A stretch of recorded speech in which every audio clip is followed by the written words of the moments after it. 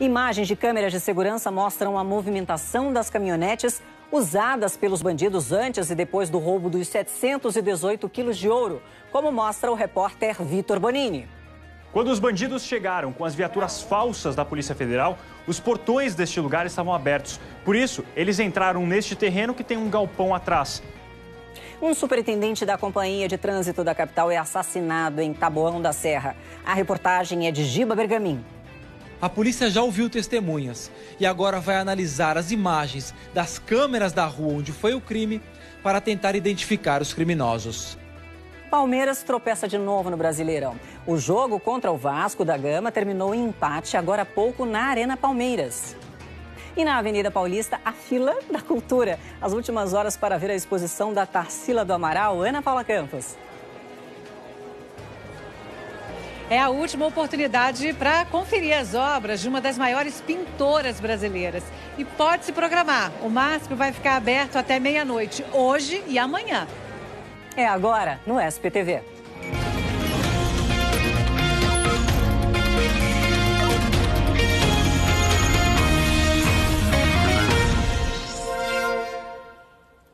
Olá, boa noite para você, muito bem-vindo. Agora 7h12. Policiais civis passaram o sábado à procura de pistas do grupo que roubou 718 quilos de ouro no terminal de cargas do aeroporto de Guarulhos.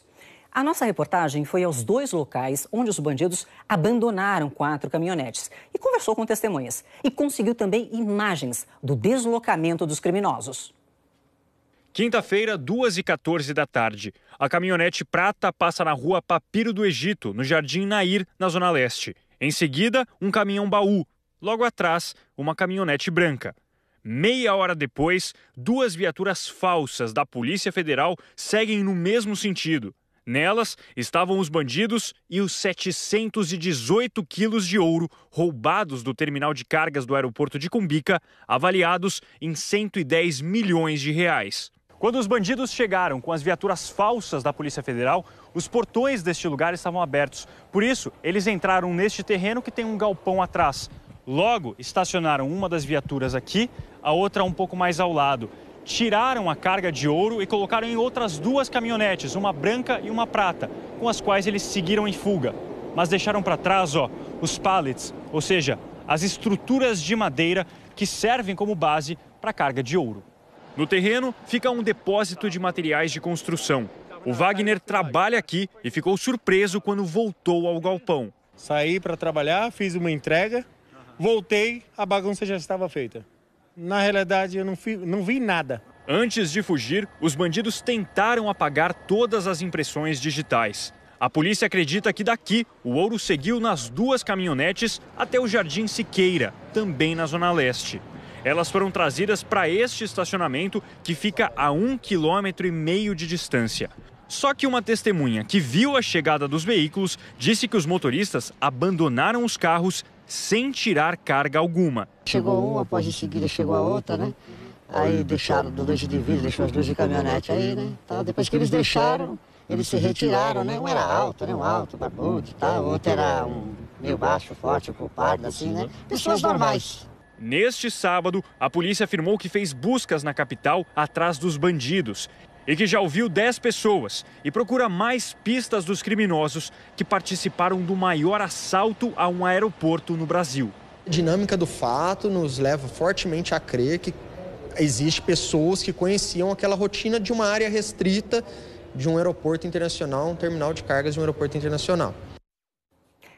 Veja, a empresa responsável pelo transporte do ouro está oferecendo uma recompensa no valor de R$150 mil a quem tiver pistas dos ladrões. Você pode ligar para o 181, diz que denúncia, se não quiser se identificar, aí você passa informações para a polícia. Agora, mudando de assunto aí, hoje um incêndio destruiu uma casa na vila de Paranapiacaba, em Santo André. Isso foi logo cedo. O fogo começou pouco depois aí, das 5 da manhã. 5 carros dos bombeiros foram enviados para lá e as chamas foram controladas por volta das 8 horas da manhã. Ninguém se feriu, ainda bem.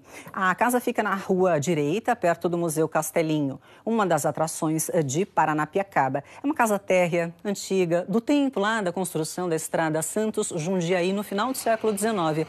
Atualmente, o imóvel estava vazio, ainda bem. Segundo a Prefeitura de Santo André, o incêndio não afetou o Festival de Inverno de Paranapiacaba, que termina amanhã. Foi o estrago, né? O susto mesmo. Já aqui com a Anne Lotterman. Anne, boa noite para você, tudo bem?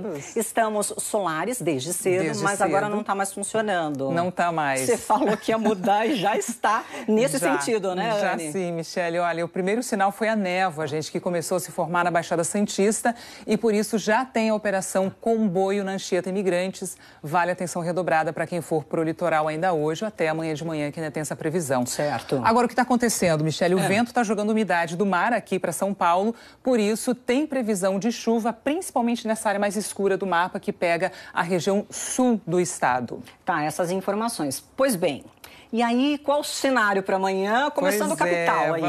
Vamos lá. Olha, aqui na capital o domingo vai ser assim, gente. Pode começar com névoa e garoa e a temperatura vai cair ao longo do dia. A máxima vai acontecer no início da tarde, em torno aí dos 20 graus, e aí depois a temperatura vai cair ao longo da tarde e a mínima então vai acontecer à noite com esses 14 graus e essa previsão de garoa. A chuva pode ocorrer desde a Baixada Santista até o litoral sul. E aí temos aí Peruíbe e Santos, com um domingo bem chuvoso.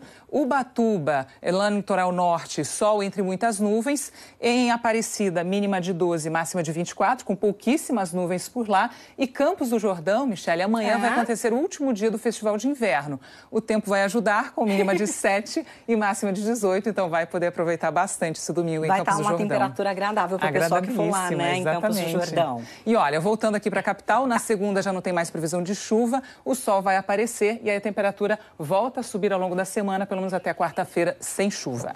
Obrigada, Anne, pelas suas informações. Bom domingo até uma a todos. próxima. Até a próxima. Obrigada. Tchau, tchau. A gente vai mudar um pouco de assunto, porque a Avenida Luiz Carlos Berrini, aqui do lado, na Zona Sul, está fechada para obras. Isso da linha 17, Ouro do Monotrilho. Essa interdição, gente, é bem no trecho que passa embaixo da ponte Otávio Frias de Oliveira, Ponte Estaiada, aqui do ladinho da gente. O trabalho vai até às 7 da manhã, então atenção você que passa por essa região. Amanhã, a interdição será a partir das 8 da noite e vai até às 6 da manhã da segunda-feira. Vamos falar de um outro assunto agora. O estado de São Paulo é o líder em transplantes no país. E a maior parte das cirurgias é de rim. A gente tem uns números aqui para dar uma dimensão exatamente desse tópico. No ano passado foram feitos 3 mil transplantes de órgãos no estado. E desses, cerca de 2 mil foram de rim. Neste ano, somente no primeiro semestre, foram realizados 1.600 transplantes. A maioria também de rim. Agora você vai conhecer a história aí da Letícia, gente. A Letícia é uma jovem que voltou ao hospital 15 anos depois de ter feito um transplante de rim aqui na capital. Só que desta vez, o desafio é outro. Este caminho faz parte da história da Letícia. Eu e meu pai ou minha mãe, um dos dois sempre vinha comigo, né? Com a mochilinha nas costas, com as coisas, para passar o dia, e eu me lembro muito disso. Ela tinha 7 anos de idade quando teve que vir muitas vezes ao Hospital do Rim. Letícia sofria de um problema raro e precisou de um transplante. Agora, com 22 anos, ela entra no mesmo hospital, mas para vestir o jaleco de médica. Bom, por enquanto, estagiária. Letícia está no 4º ano de medicina. Eu amo esse hospital. Eu tenho um carinho muito grande por ele, porque eu vejo como um lugar que salvou a minha vida, né? Aqui ela aprende sobre os exames de laboratório, a captação de órgãos, entrevista por telefone pessoas que estão na fila do transplante, como ela já esteve. Eu vou fazer umas perguntinhas para a senhora, tá bom? E aprende como atender pacientes transplantados. Letícia vai revivendo a sua própria história, só que do outro lado. Você tem uma empatia diferente, porque você sabe pelo que ele está passando. Principalmente se for com uma criança, porque eu era uma criança. Como qualquer pessoa que passou por transplante, a Letícia toma imunossupressores, que são medicamentos para evitar que o organismo rejeite o órgão e que fazem isso baixando as defesas do corpo. Quer dizer, para ela é muito mais arriscado viver no ambiente hospitalar e correr o risco de uma contaminação. Agora, Letícia, você está escolhendo trabalhar o resto da vida em hospital. Sim, eu estou fazendo essa escolha, né? E assim, não é esse perigo que vai me impedir de exercer a medicina, né? É lógico que a gente tem um receio, mas eu faço de tudo para não ter essa contaminação. Como futura médica, Letícia vai enfrentar, não só por ela, mas pelos pacientes, os problemas da doação de órgãos, como a falta de medicamentos e de doadores. E ela faz um pedido para quem perde alguém. A gente entende que é muito difícil a família querer doar os órgãos dessa pessoa. Só que eu tô viva há 15 anos por causa de alguém que fez isso por mim. E no meu caso ainda foi um pouco pior porque era uma criança, entendeu? Pense nas outras pessoas e pense naquele seu familiar, que é a última ação dele nessa terra, que é doar um órgão para outra pessoa e fornecer a vida para essa pessoa, né? Isso é muito importante. Que história inspiradora da Letícia, né? A gente lembra aqui que quem quiser ser doador de órgãos não precisa mais incluir a informação ali no documento, na RG ou na carteira de habilitação. Basta para isso comunicar o desejo à família. Parentes de até 2º grau podem autorizar a doação. Então, faça a sua parte. A seguir, o superintendente da CET assassinado na rua de casa, isso foi em Taboão da Serra. E ainda dá tempo de ver a exposição de Tarsila do Amaral. O MASP fica aberto até a meia-noite de hoje. Agora vamos dar uma olhada no trânsito. A gente tem imagens ao vivo da Avenida dos Bandeirantes. O motorista segue tranquilo aqui no sentido tanto da Marginal do Rio Pinheiros quanto no sentido do ABC. E lá em cima também no sentido da Zona Sul e da Zona Norte, no corredor Norte-Sul. Agora, 7 horas e 22 minutos. A gente volta já.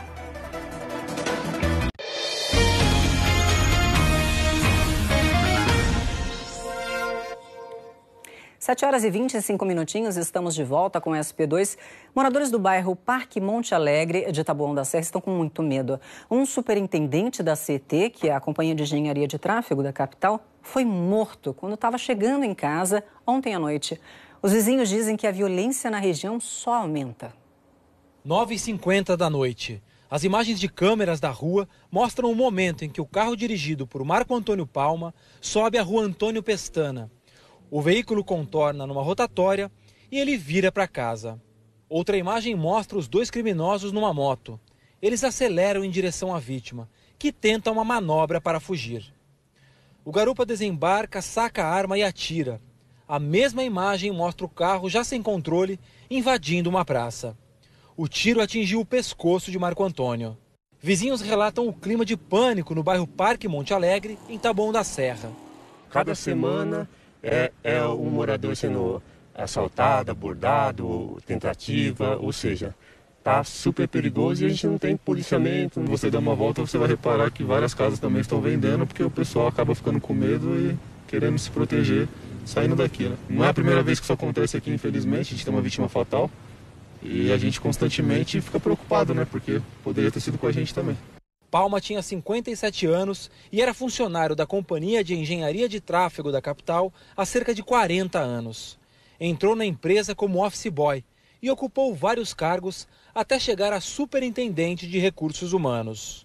O caso foi registrado aqui no 1º Distrito Policial de Taboão da Serra como homicídio. A polícia já ouviu testemunhas e agora vai analisar as imagens das câmeras da rua onde foi o crime para tentar identificar os criminosos. Que triste essa história, né? Olha, o Marco Antônio Palma foi enterrado hoje à tarde em Embu das Artes. Ele deixa, então, a mulher, 3 filhos e 2 netas. Sobre a falta de policiamento no bairro Parque Monte Alegre, em Taboão da Serra, a Secretaria de Segurança Pública disse em nota que a Polícia Militar patrulha constantemente a região. Infelizmente, os moradores seguem com medo. O Tribunal de Justiça Militar decidiu que os 7 policiais militares acusados de dormir durante o expediente vão responder ao processo em liberdade. Eles estavam presos desde terça-feira da semana passada, após serem flagrados descansando durante o expediente em seus carros particulares no estacionamento do Hospital das Clínicas aqui na capital. Os PMs são acusados de descumprimento de missão e, pelo Código Militar, podem pegar até 2 anos de detenção e ainda serem expulsos da corporação. Agora veja essa história. A polícia encontrou um desmanche de carros importados na capital. O desmanche funcionava nesse lugar, que é uma autoescola de fachada aí na Zona Leste. Quando os policiais chegaram, o carro com o rastreador já tinha sido levado para outro local. 8 homens foram presos. Vamos falar agora de futebol. O Palmeiras jogou agora à tarde pelo Brasileirão. A gente tem imagens aí. O Vasco abriu o placar logo com 2 minutos de jogo. Na cobrança de escanteio, Marrone subiu e desviou de cabeça. O Palmeiras, O Palmeiras empatou ainda aí no primeiro tempo. Arthur Cabral chutou e a bola bateu no braço do Leandro Castan, como você está vendo aí. Aí, com o auxílio do VAR, o árbitro marcou o pênalti. Gustavo Scarpa cobrou, deixou tudo igual. E aí, final, Palmeiras 1, Vasco também 1. A festa aí da torcida do Palmeiras. O São Paulo está jogando neste momento com o Fluminense no Maracanã. A partida está 1-0 para o São Paulo. E amanhã tem mais times paulistas em ação no Campeonato Brasileiro. O Corinthians joga contra o Fortaleza, 19h. Antes disso, 16h, o Santos e o Avaí se enfrentam na Vila Belmiro. Jogo este que você vai ver ao vivo aqui na Globo. Agora o assunto é cultura. O MASP fica aberto até mais tarde neste fim de semana e só assim mesmo, viu, gente? Para conferir as últimas horas da exposição que está mobilizando São Paulo. É a retrospectiva da pintora Tarsila do Amaral, um dos principais nomes do modernismo brasileiro. Quem acompanha essa história ali, ó, é a Ana Paula Campos. Oi, Ana, conta pra gente. Boa noite. Oi, Michele, boa noite. Ainda tem bastante fila, viu, aqui do lado de fora do MASP. A temperatura caiu, tá um friozinho, um vento gelado, pessoal resistindo aqui. Olha, aqui tem fila para grupos agendados, para quem comprou ingresso pela internet com hora marcada para visitar a exposição. Mas o maior sofrimento, a maior espera de quem está nessa fila aqui que corre ao lado da bilheteria é de quem deixou para comprar o ingresso na hora. O pessoal está esperando, fica aqui na fila pelo menos 6 horas para conseguir entrar no MASP.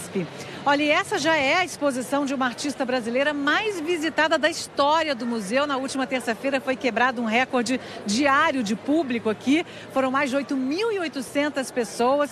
A exposição traz 92 obras, muitas, a maioria, pinturas a óleo em tela, mas tem também ilustrações e estudos da pintora modernista. Tarsila do Amaral foi um dos maiores nomes do modernismo. Ela usou técnicas do cubismo para retratar temas muito brasileiros, usando uma paleta de cores bem forte, cores muito vivas, como verde, azul, amarelo e rosa. E essa é a exposição mais completa já feita sobre a carreira, a trajetória dela. E tem grandes obras muito conhecidas. Olha, tem fila para tirar foto com o Abapuru. Tem gente que se emociona, chora ao ver essa tela. Tem também a tela Antropofagia, o quadro O Pescador, que pertence a um museu russo. Conversei com algumas pessoas que estavam na fila, algumas cansadas, claro, mas todas animadas.